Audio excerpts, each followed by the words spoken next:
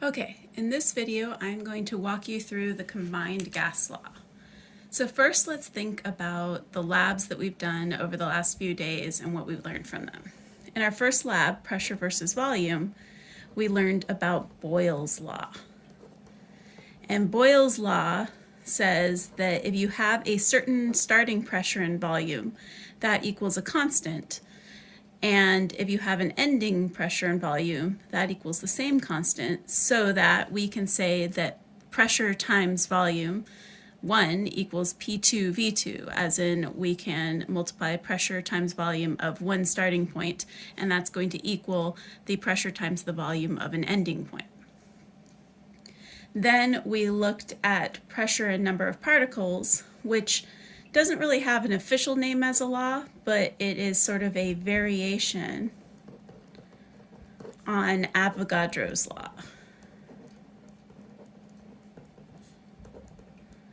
And we saw there that it's similar to pressure and volume, but rather than being an inverse relationship, it's a direct relationship. So the pressure divided by the number of particles is equal to a constant.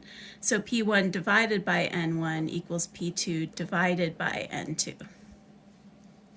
And then finally, we looked at the relationship between pressure and temperature. And this is called Gay-Lussac's law.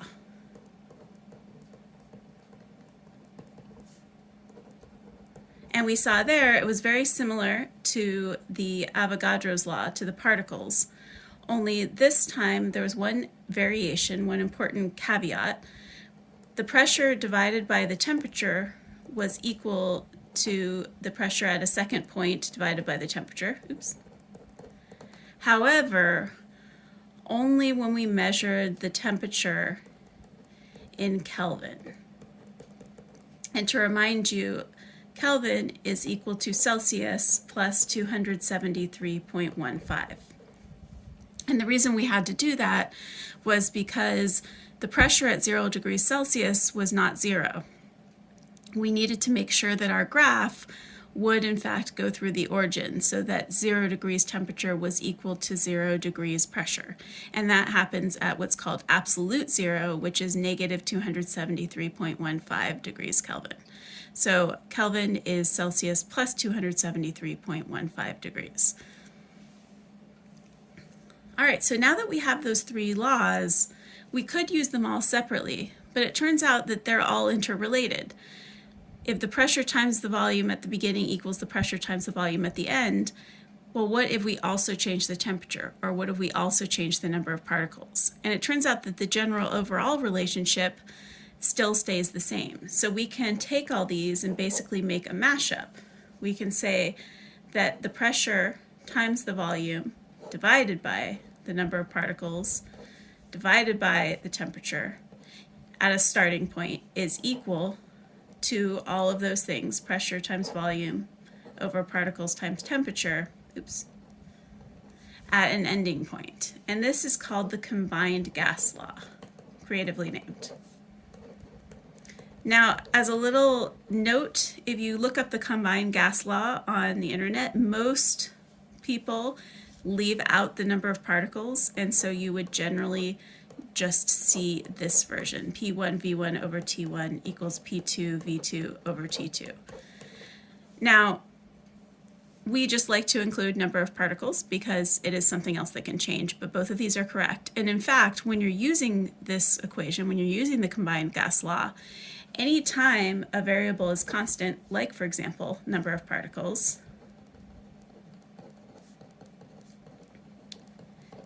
then if it is constant, you can cross it out and leave it out of the equation.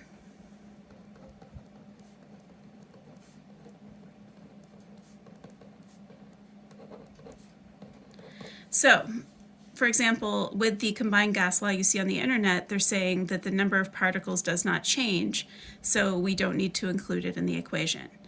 Or for example, Boyle's law, we said that in order to test pressure versus volume, we had to leave number of particles and temperature constant. So they're not part of Boyle's law. So when we are solving a problem, we can just start with our combined gas law and then cross out any variables that we're not using. That way we only have to remember one equation and we don't have to remember a lot of different equations. So now I'm going to just go through and work on some practice problems. So our first problem says, what would be the new pressure if 47.8 milliliters of gas at 105 kilopascals is compressed to a volume of 20 milliliters? So the new pressure, if we're looking for the new pressure, that's our final pressure, so that's what we're trying to get. And it says 47.8 milliliters. This is the starting volume, so we'll write it up here under initial volume. And 105 kilopascals, that's our initial pressure. Remember, kilopascals is our standard pressure unit. And then it says compressed to a volume of 20.0 milliliters. So that's our ending volume. Now, because it doesn't mention temperature and particles, we will assume that they are left constant. Assume that if it doesn't mention something, it is left constant. So we can cross those ones out. The effect here is for us to sort of do our mental guess or check beforehand. So that way we can check our answer at the end. Now I'm compressing it. I'm squeezing the volume, which means I'm going to squeeze those particles closer together. And that means they'll be able to bounce off the walls more. So I am expecting the pressure to go up. It's nice to make that prediction. That way, if the pressure doesn't go up, when I make my calculation, I know I made a math mistake. So I'm going to start with my combined gas law.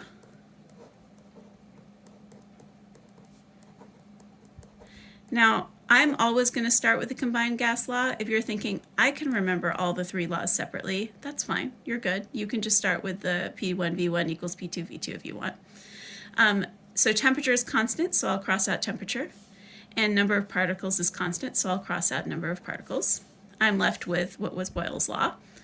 And now I will plug in my numbers. So my P1 is my starting pressure, which is 105 kilopascals. My V1 is my starting volume, which is 47.8 milliliters. And my P2 is what I'm solving for, so I don't know that yet. And my V2 is 20.0 milliliters.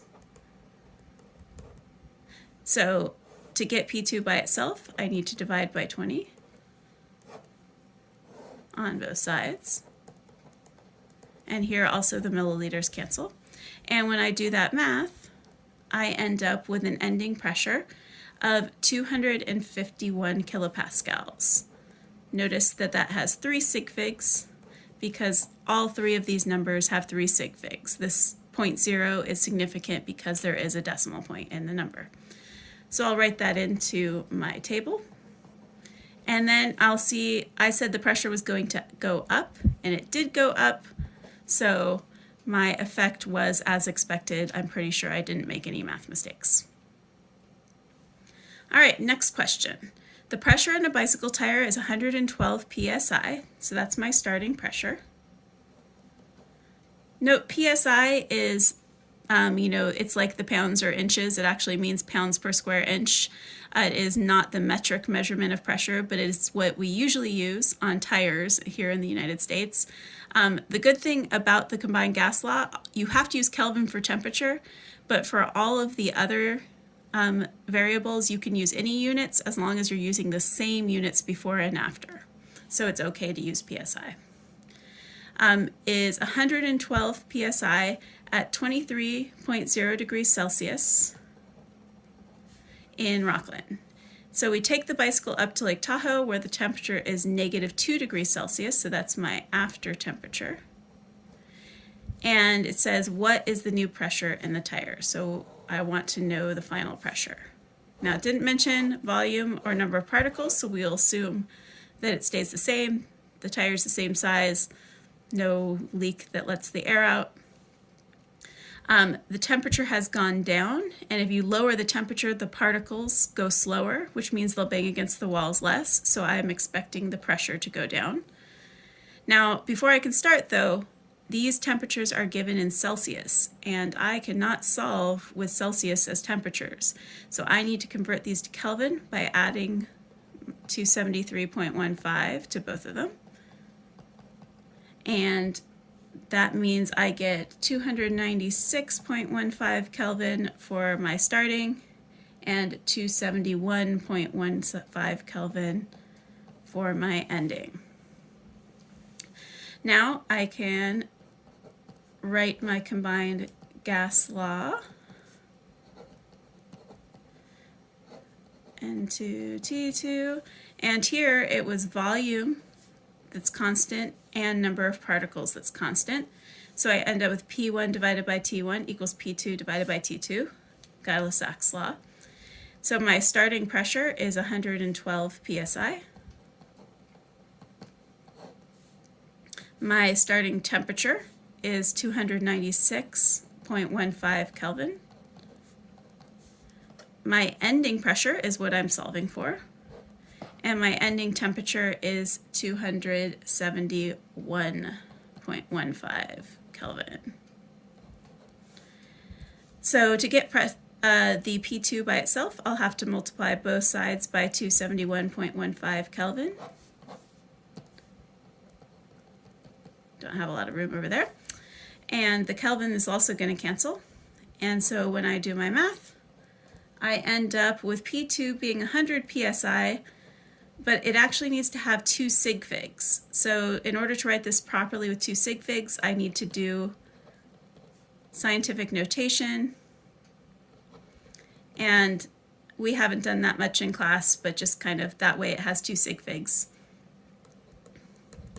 I'll try to avoid giving you problems like that on a test.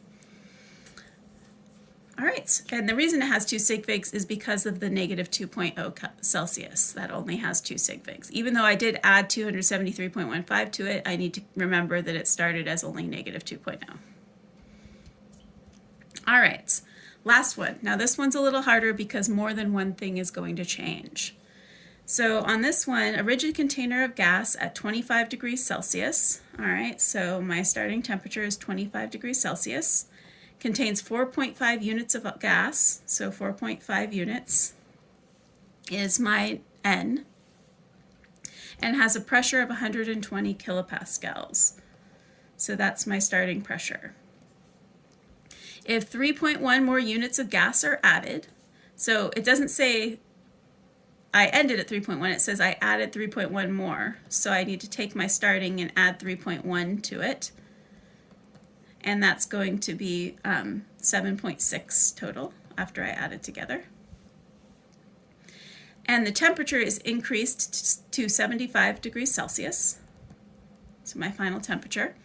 What will the new pressure be? So I'm solving for pressure again. Now it says a rigid container, so the volume won't change, so we can cross that out. And I want to think about what might happen. I'm increasing the temperature, which will speed up the particles, so they'll bang against the walls of the container more, so this would increase the pressure. Now with the units of gas, I've added more gas particles. More gas particles are going to bang on the container more, so I would also expect that to increase the pressure. So I have 2 pressure increasing things, which means I would expect the pressure to go up definitely. All right, so we start with our gas law, P1V1 over N1T1, P2T2 over N2, oops, V2, I can math, N2T2. And this time it was volume that's constant, so I can cross out the volume. So I end up with P1 divided by N1 times T1 equals P2 divided by N2 times T2. So our starting pressure is 120 kilopascals. And our starting number of particles was 4.5 units. And our starting temperature was, I forgot to convert it to Kelvin. So I will convert that to Kelvin now. So add 273.15 to both of these, and we end up with 298.15 Kelvin for starting and 348.15 Kelvin for ending. So my starting temperature was 298.15 in Kelvin. and we're figuring out our ending pressure. By the way, it so happened that my example ones here, oh, I forgot to write that in there, didn't I? Are always solving for the final pressure, but of course I could be solving for any one of these boxes. It just happened to be that way. So we've got we're solving for final pressure, and our final number of units of gas is 7.6 units, and our final temperature is 348.15 Kelvin. So to get pressure by itself, I need to multiply both sides by all of this. So I'm just going to say by all of that. I don't feel like writing it. I'm lazy. So I multiply basically both sides by this. And when I do my math, so this side is also times all of that. So this gets canceled. And I end up with my pressure being 240 kilopascals. And that has 2 sig figs because the temperatures both started out with 2 sig figs, and 120 kilopascals also has 2 sig figs. By the way, all of that was the 7.6 units times 348.15 Kelvin. That's why I was too lazy to write. All right, so when I look at that, 240 kilopascals, that is higher, and I said the pressure was going to go up, so I'm good. And I just realized I never really checked this one here, so I ended up with 100 psi. It started at 112, it went down, so I was good there as well. All right, hopefully that was helpful. See you guys later.